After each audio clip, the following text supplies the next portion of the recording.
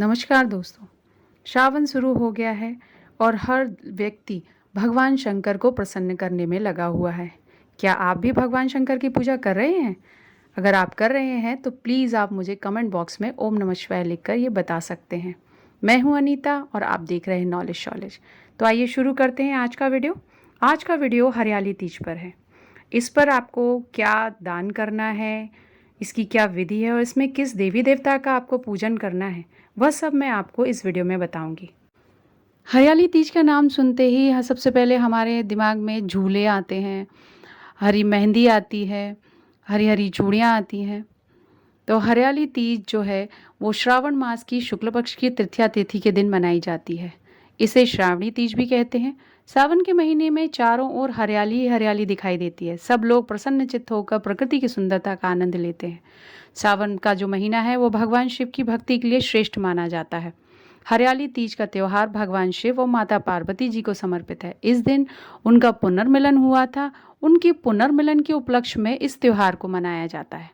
हरियाली तीज का त्योहार सौंदर्य, श्रद्धा और प्रेम का प्रतीक है। इस दिन सुहागन स्त्रियां अपने पति की लंबी आयु की कामना करती हैं, वहीं कुंवारी कन्याएं अपने लिए मनपसंद जीवन साथी की कामना करती है। इस दिन महिलाएं खूब मौज मस्ती करती हैं, श्रृंगार करती हैं, गीत गाती हैं, झूला झूलती हैं और स्वादिष्ट पकवान बनाती हैं। हरियाली तीज पर जो परंपराएं होती हैं वो मैं आपको बता रही हूँ। नवविवाहिता स्त्री के विवाह के बाद पहले सावन में उसे उसके ससुराल से मायके बुलाया जाता है। नवविवाहितों के लिए इस त्योहार का विशेष महत्व होता है। हरियाली तीज के एक दिन पूर्व यानी द्वितीय तिथि को नवविवाहिता या विवाहिता को ससुराल पक्ष की ओर से सिंजारा दिया जाता है। इसमें क्या होता है? श्रृंगार का सामान, मेहंदी, चूड़ी, वस्त्र, आभूषण, फल और मिठाई होती है। हरियाली तीज पर मेहंदी लगाने का विशेष महत्व है। महिलाएं मेहंदी लगाती हैं, अपने हाथों पैरों पर सुंदर सुंदर, और सभी पैरों में आलता भी लगाती हैं। इसे ही सुहाग की निशानी माना जाता है। सुहागिन स्त्रियां हरियाली तीज पर अपनी सास को सुहागी देती हैं, उनके चरण स्पर्श करके उनसे आशीर्वाद लेती हैं। यदि किसी स्त्री की सास न हो तो वो सुहागी अपनी जेठानी या किसी अपने से बड़ी महिला को दे सकती है। हरियाली तीज पर स्त्रियां सुंदर श्रृंगार करके नए कपड़े पहनकर माता पार्वती की पूजा करती हैं। हरियाली तीज पर महिलाओं और युवतियों के झूला झूलने का भी बहुत महत्व है। महिलाएं और लड़कियां झूला झूलती हैं, गीत गाती हैं, नाचती गाती हैं। अब हम हरियाली तीज के महत्व के बारे में जान लेते हैं। पौराणिक मान्यताओं के अनुसार हरियाली तीज का विशेष महत्व है। हरियाली तीज के दिन भगवान शिव और माता पार्वती का पुनर्मिलन हुआ था। इसी के उपलक्ष्य में ये त्यौहार मनाया जाता है। पौराणिक कथाओं के अनुसार भगवान शिव को पति रूप में पाने के लिए माता पार्वती ने कठोर तपस्या की थी। 107 जन्म की कड़ी तपस्या के बाद 108वें जन्म में माता पार्वती का भगवान शिव से पुनर्मिलन हुआ था। जिस दिन भगवान शिव ने माता पार्वती को अपनी पत्नी के रूप में स्वीकार किया था, उस दिन श्रावण माह की शुक्ल पक्ष की तृतीया तिथि यानी कि हरियाली तीज थी। इसलिए इस दिन को भगवान शिव और माता पार्वती ने सुहागन स्त्रियों के लिए सौभाग्य का दिन कहा है। हरियाली तीज का व्रत करने से सुहागन स्त्रियों को सौभाग्य की प्राप्ति होती है, घर में धन की वृद्धि होती है, परिवार में सुख और समृद्धि आती है। ऐसी मान्यता है कि यदि कोई कुंवारी लड़की हरियाली तीज का व्रत पूरी श्रद्धा और भक्ति से करती है तो उसे भगवान शिव और माता पार्वती के आशीर्वाद से उसका मनचाहा जीवन साथी भी प्राप्त होता है। यदि किसी कन्या का विवाह न हो पा रहा हो, उसमें कोई अड़चन आ रही हो या उसकी जन्म कुंडली में कोई ग्रह बाधक हो तो उसे भी हरियाली तीज का व्रत करना चाहिए। इस व्रत के प्रभाव से उस कन्या के विवाह में आने वाली बाधाएं समाप्त हो जाएंगी और विवाह के शीघ्र ही योग बनने लगेंगे। भगवान शिव और माता पार्वती की कृपा से शीघ्र ही उस कन्या का विवाह हो जाएगा। हरियाली तीज के दिन सुहागन स्त्रियां भगवान शिव और माँ गौरी की विशेष पूजा करती हैं। दोस्तों, अब हम हरियाली तीज की पूजा विधि के बारे में जान लेते हैं। जैसा कि आप जानते हैं कि हरियाली तीज के दिन भगवान शिव और माता पार्वती का पुनर्मिलन हुआ था। इसी उपलक्ष्य में हरियाली तीज मनाई जाती है।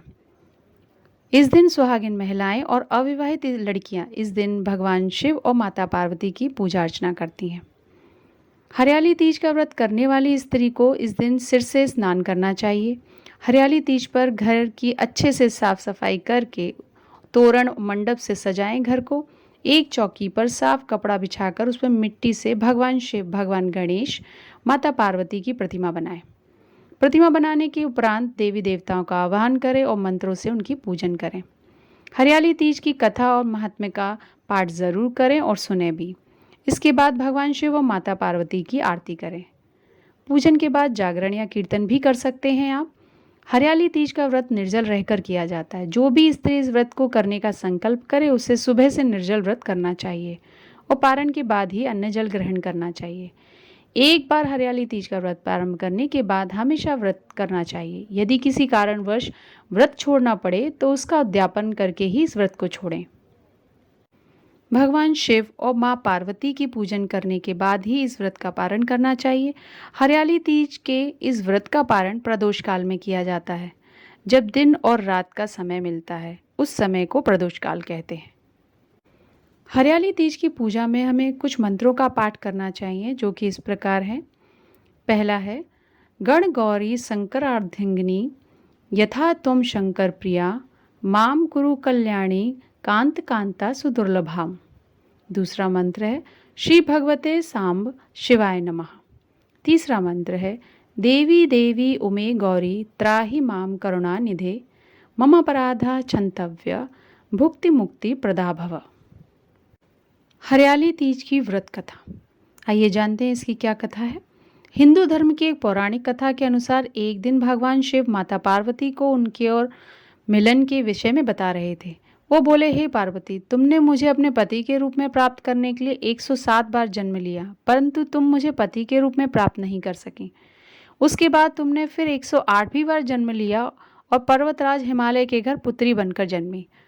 मुझे अपने पति रूप में प्राप्त करने के लिए तुमने हिमालय की पहाड़ियों में कठोर तपस्या करी। तुमने उस घोर तपस्या में अन्न और जल का भी त्याग कर दिया था। तुम सिर्फ सूखी पत्तियां खाकर समय बिता रही थी। तुम लगातार कठोर तप किए जा रही थी, जो भी बिना किसी कष्ट की परवाह किए। पर्वतराज हिमालय तुम्हारी ऐसी हालत देखकर बहुत क्रोधित भी थे और दुखी भी थे, लेकिन तुम किसी की परवाह किए बगैर एक गुफा में मेरी आराधना करती रही। श्रावण मास की शुक्ल पक्ष की तृतीया को तुमने एक शिवलिंग बनाकर मेरी आराधना करी, जिससे प्रसन्न होकर मैंने तुम्हारी मनोकामना पूर्ण करी। तुम्हें अपनी पत्नी के रूप में स्वीकार करने का वरदान दिया। तत्पश्चात तुमने अपने पिता पर्वतराज हिमालय को अपनी इच्छा और वरदान के विषय में बताया कि मैं इतने वर्षों से भगवान शिव को पति रूप में पाने के लिए कठोर तपस्या कर रही थी। अब भगवान शिव मेरी तपस्या से प्रसन्न हो गए हैं और उन्होंने मुझे पत्नी रूप में स्वीकार कर लिया है। अब आप विधि पूर्वक उनसे मेरा विवाह करा दीजिए। उसके बाद पर्वतराज हिमालय ने तुम्हारी इच्छा को स्वीकार करके तुम्हारा विवाह मेरे साथ करा दिया था। भगवान शिव ने माता पार्वती से कहा कि हे पार्वती, तुमने जो श्रावण मास की शुक्ल पक्ष की तृतीया को जो शिवलिंग बनाकर आराधना और व्रत किया था, उसी का यह परिणाम है कि हमारा विवाह संभव हो पाया है। भगवान शिव ने माता पार्वती को बताया कि इस व्रत का महात्म्य है कि जो भी स्त्री इस व्रत को पूरी श्रद्धा भक्ति से करेगी उसे मैं मनवांछित फल प्रदान करता हूँ। मेरे आशीर्वाद से इस व्रत को करने वाली स्त्री का सुहाग अचल रहेगा। हरियाली तीज के दिन दान करने का भी विशेष महत्व है। इस दिन आपको किन वस्तुओं का दान करना चाहिए वो मैं आपको बता रही हूँ। इस दिन किसी निर्धन स्त्री को श्रृंगार की वस्तुएं दान में देने से आपके पति के जीवन की समस्त परेशानियां समाप्त हो जाएंगी। यदि शनिवार के दिन हरियाली तीज पड़ रही है तो काले वस्त्रों का भी दान कर सकते हैं आप, जिससे शनि की पीड़ा से मुक्ति मिल जाएगी। हरियाली तीज के दिन पीपल के पेड़ के नीचे सरसों का तेल का दीपक जला सकते हैं आप, वो भी बहुत अच्छा रहेगा। हरियाली तीज के दिन किसी गरीब व्यक्ति को भोजन अवश्य दान करें। आशा करती हूँ कि आपको मेरा ये वीडियो पसंद आया होगा। अगर इस वीडियो से रिलेटेड आपका कोई भी प्रश्न है तो मुझे कमेंट बॉक्स में आप लिख सकते हैं। और सावन चल रहा है, शंकर जी की पूजा करना नहीं भूलिए। भगवान शंकर आपकी सभी मनोकामनाएं पूर्ण करें। धन्यवाद।